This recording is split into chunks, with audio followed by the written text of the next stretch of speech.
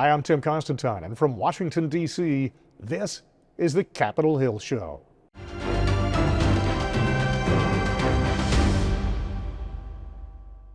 America has a drug problem, and as a nation, it's not alone in that. The question is, what does the country do about it? Back in the 1980s, the United States declared the war on drugs. First Lady Nancy Reagan led the effort with something called Just Say No. But in 2023, more than 112,000 Americans died of drug overdose. So clearly, Just Say No isn't doing the job. America spends tens of billions of dollars in its effort to fight against drugs and now has more recovery centers than it has ever had in history. And yet, drug use and the number of drug deaths continue to increase. What is the answer? No geographic, socioeconomic, or ethnic group has cornered the market on drug abuse.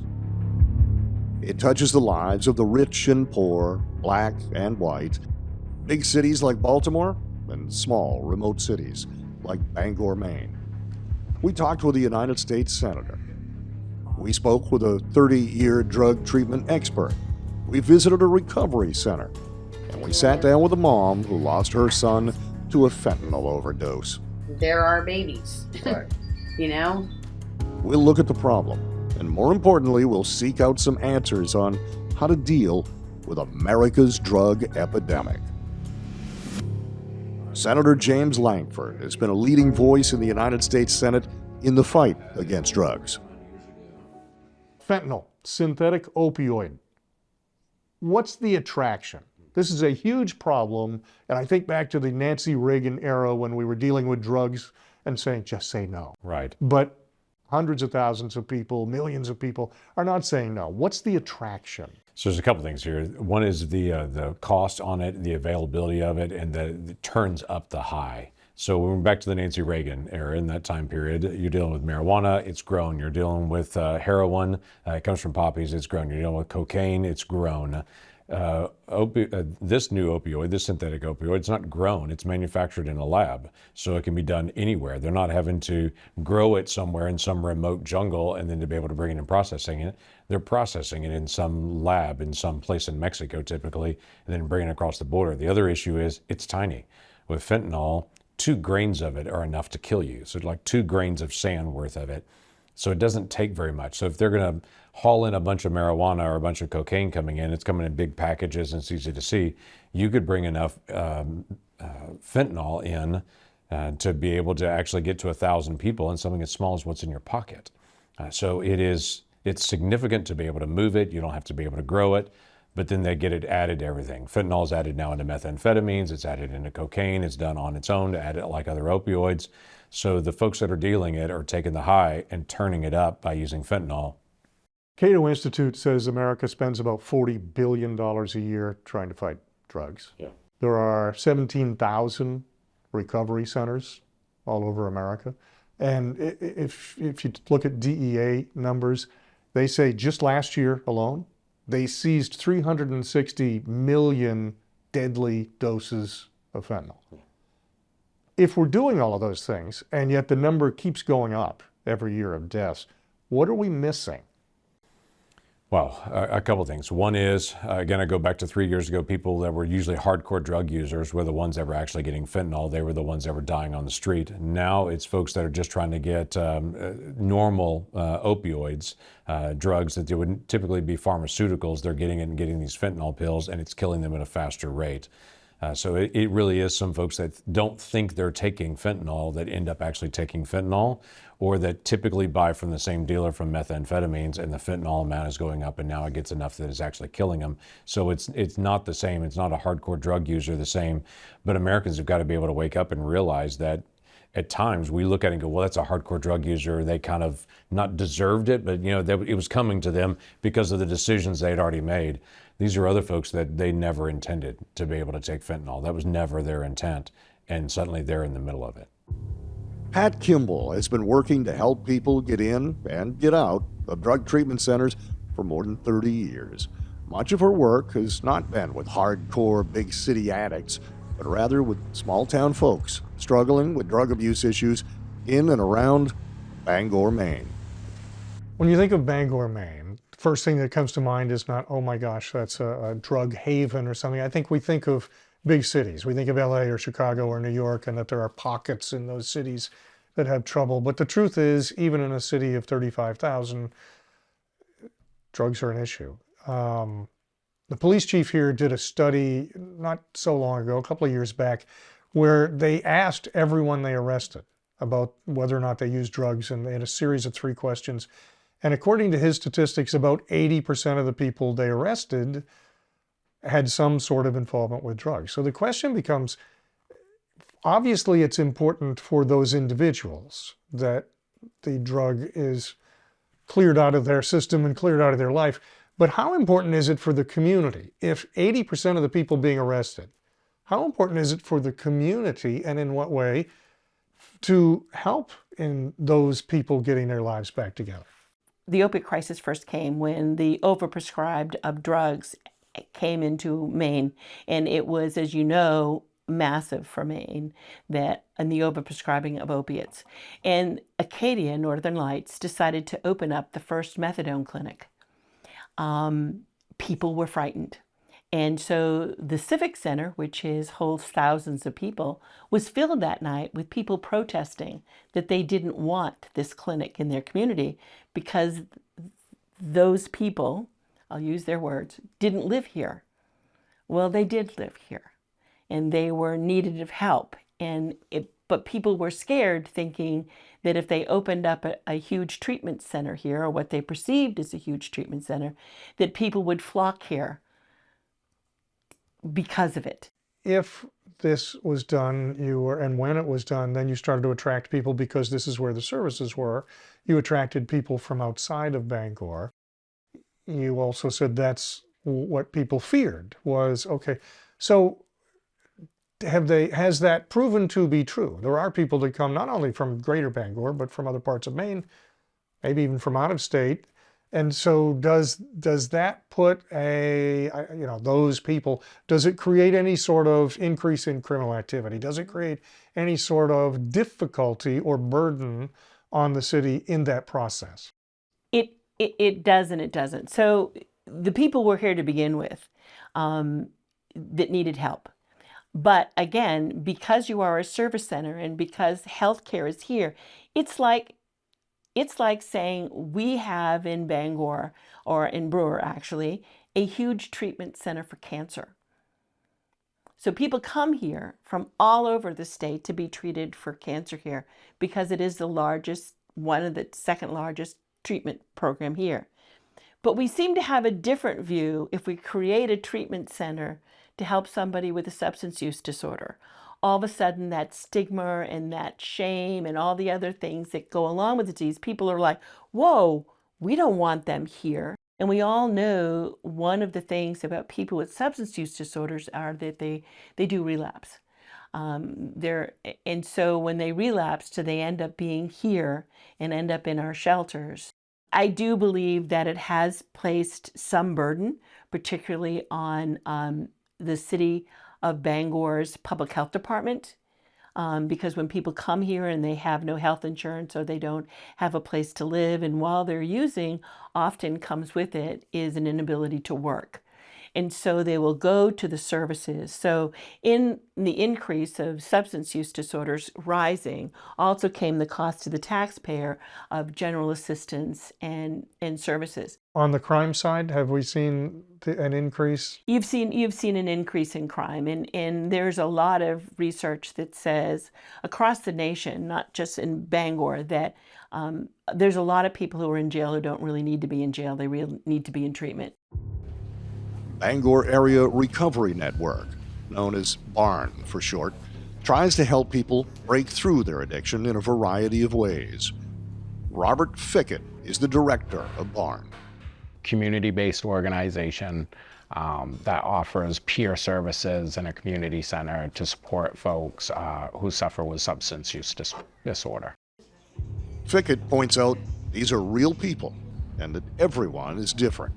There's a lot of ways to get life back on track. One of our pillars is that there are many pathways to recovery. We support that. So recovery looks different for all people. So we like to offer a broad spectrum of things they can engage in. Not everyone, of course, has the chance to make an effort at recovery. Tens of thousands of Americans die every year of drug overdose. For those families, there are no easy answers. Have you met with families that have lost loved ones to I have. fentanyl? And is there a common piece there? When you meet with the families, obviously the tragedy itself is the most common piece, but is there something that you see or observe that it doesn't matter what class you're from or what background you're from, what's the unique piece? What I hear from every one of those families that I've met with is, we never thought our loved one would die of fentanyl overdose. We didn't even know they were using fentanyl.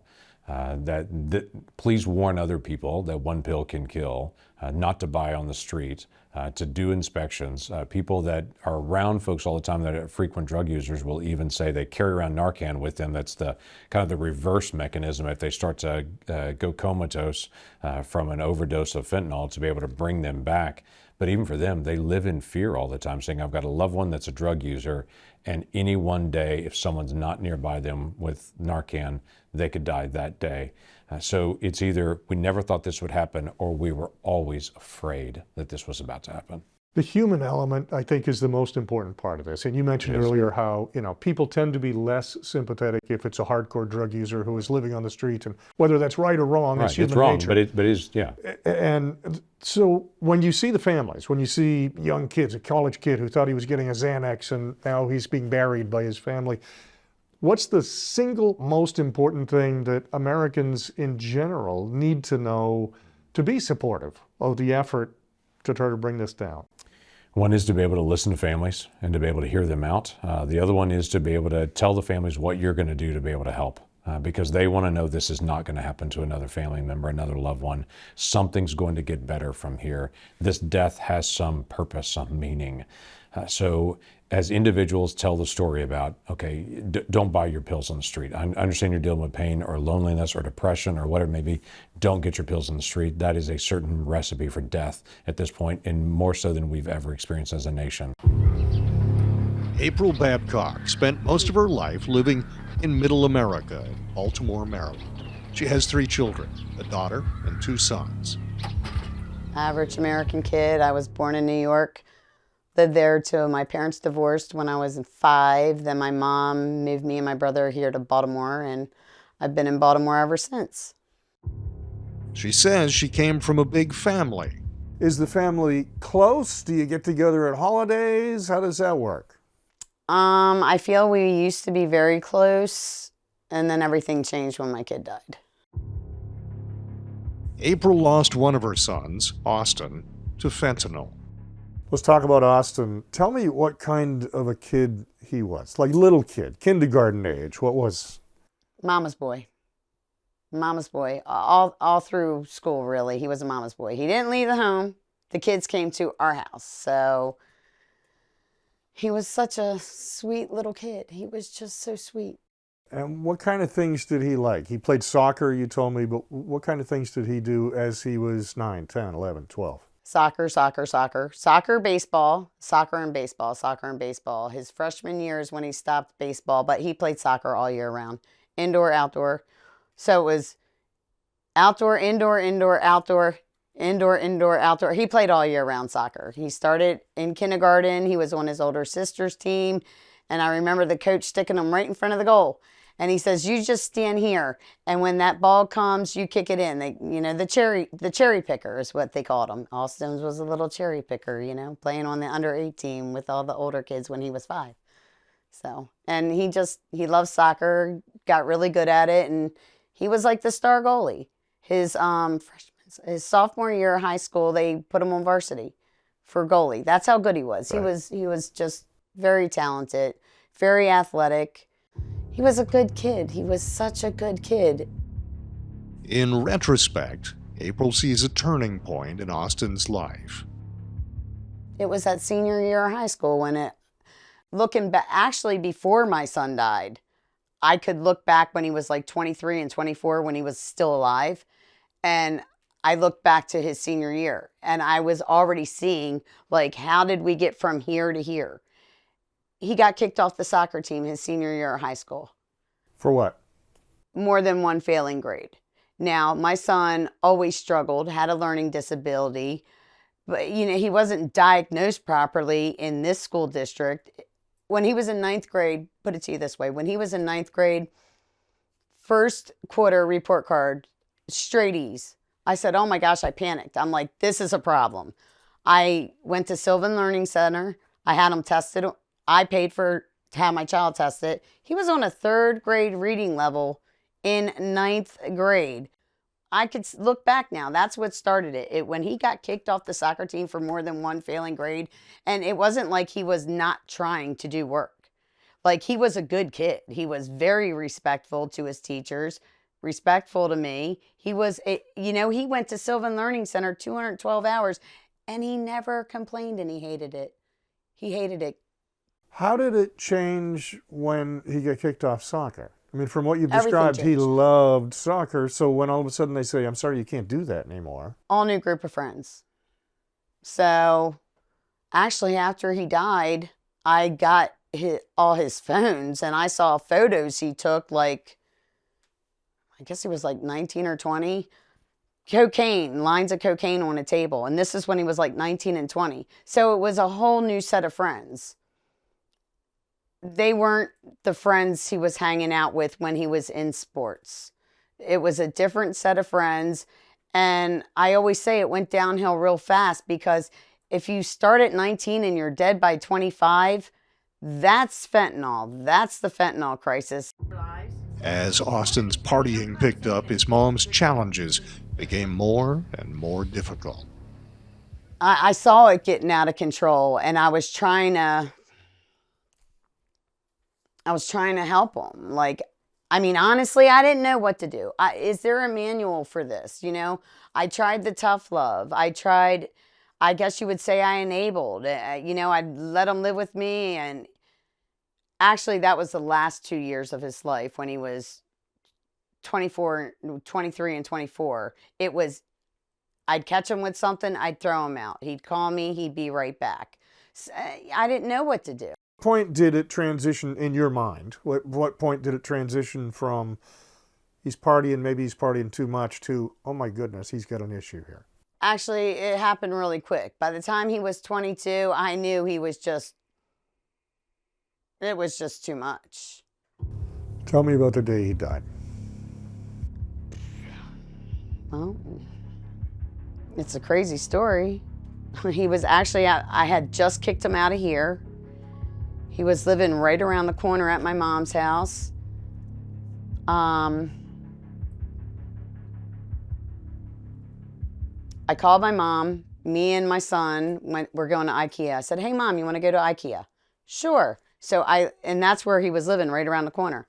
So while I'm beeping my horn, I had no idea my son was laying in there dead.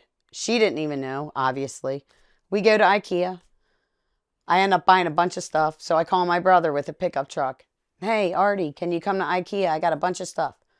My brother gets to IKEA. He's like, Austin didn't show up for work today. I'm like, what do you mean he lives with you? Because my brother was living with my mother at the time.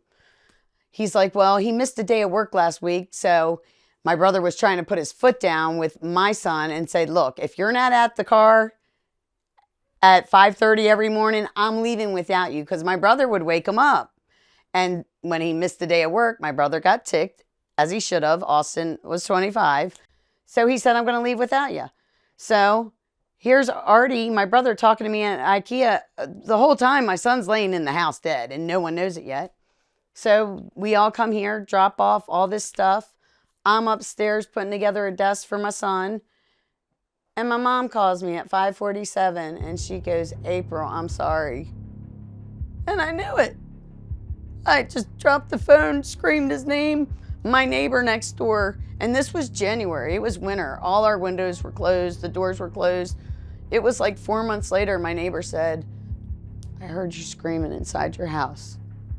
And every parent knows that scream. I don't wish it on anyone, and that's why, I'm doing this interview, because if I can save one family, you got to talk to to your children. We got babies and teenagers just dropping like flies.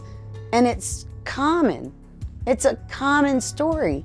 And I keep saying, why is this common? Because it's surely not normal. People may make the choice to use drugs, but the supply has to come from somewhere. You mentioned how easy it is to transport, as it's small in size and quantity. How is it coming across the border? If Mexico is our primary concern here, what are the methods, what's the methodology of getting it into the United States? Yeah, it 100% coming across from either Mexico or from China. Very little of it is actually produced here in the United States. They have really cornered the market on distribution. It's coming in a couple of ways. And you'll see this mass of migrants that'll come across the border, maybe 50, 100 migrants at a time. Border Patrol all comes in. Literally, the cartels will have overhead views with a drone watching the Border Patrol come in. And as the Border Patrol comes in to arrest 100 migrants, 3 miles down the river or across the desert, 5 guys in backpacks are coming across and running through the desert, and Border Patrol doesn't have enough personnel to get to them. Or they're putting it in a car or in a truck that normally comes across back and forth between Mexico and the United States. There's somebody that does business normally. They'll get it into there in a very small amount and to be able to move it into the country. So again, because it's small, it's easier to move. When we're picking it up now, it's most often in 1 million pills. It wasn't that many weeks ago. 2 million pills were actually interdicted with fentanyl in all those pills. In one day, like that's one day worth of dead Americans. There is plenty of blame to go around. Virtually everyone agrees that snuffing out the problem of drugs requires a multifaceted approach. As a mom who lost her son, April's confidence in Washington to win this battle isn't high.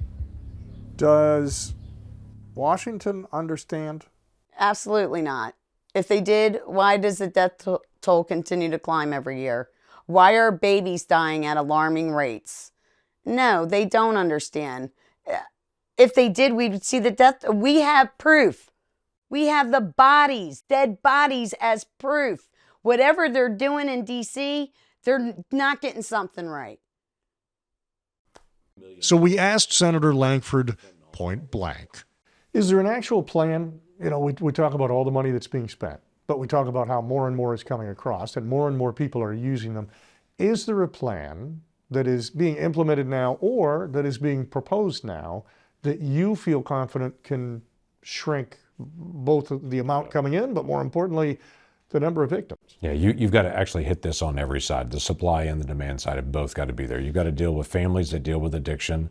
You're dealing with people that have loneliness and are just isolated, or people that are just in physical pain and they're looking for something out there to be able to help them with pain management. So that's really on our side of it, try to figure out how we're dealing with those. That's mental health, that's substance abuse treatment, that's walk alongside families, quite frankly, families being families. But you've got to deal with it on the border side. On the border side, you're dealing with non-intrusive inspection equipment. We'll hear them called NII.